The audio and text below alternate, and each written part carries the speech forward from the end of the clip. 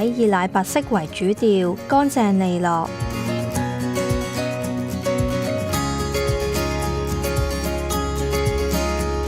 大量弧形家私，柔和之餘放大視覺空間，並加入金屬條子點綴，帶出輕奢感。呢個單位係女戶主以及4隻貓主子嘅安樂窩。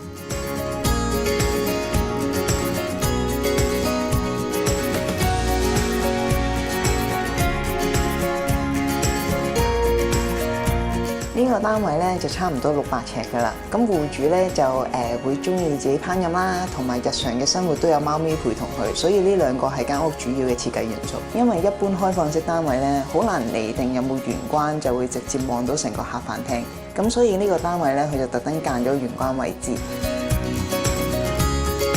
玄關設有隱藏式嘅鋼琴掛鈎、薄身鞋櫃，方便日常出門嘅需要。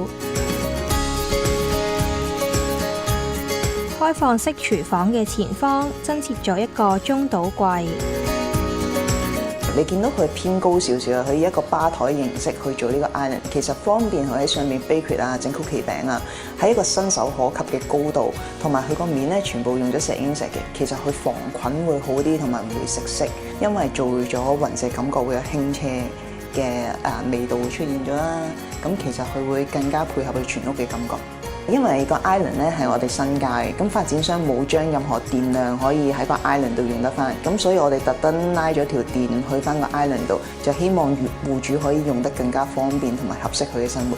咁入到嚟咧，亦都會有個屏風間隔，先會見到電視機櫃同埋個客廳嘅，就會分隔翻嗰個廚房同客廳嘅位置，好似令到佢哋有距離多少少，同埋個空間會再大翻少少。屏風運用條子玻璃配合仿雲石板，下方亦都有儲物空間。客廳大範圍運用白色，焦點落喺梳化對面嘅電視櫃。咁客廳咧就會有一個電視機櫃，咁個電視機櫃如果唔同層次啦、唔同滲光，咁亦都有埋色櫃嘅效果。但係所有嘢包咗圓角之後咧，會令到個客廳同埋個廚房更加融和。如果我哋以櫃身嚟講啦，因為佢想隱藏翻貓咪嘅飲食兜啊、去廁所嗰個貓砂盤啊，所以我哋會做咗啲造型俾佢隱藏喺個櫃嘅裏邊嘅。單位原色係3房，設計師打通2間細房，擴大空間。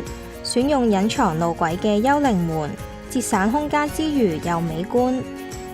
佢會有一組櫃係屬於自己要日常工作㗎啦，有一組櫃咧就係貓咪可以喺裏邊休憩，同埋其實貓好中意望窗睇到風景㗎嘛，佢就將呢2個特色 combine 成為一間房。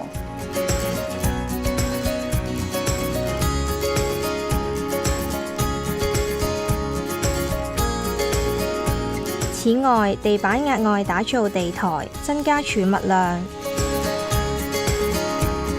盡頭嘅主人房設計延續全屋風格，木質弧形床板、床頭櫃，加入更多嘅木質同燈飾，提升溫暖嘅感覺。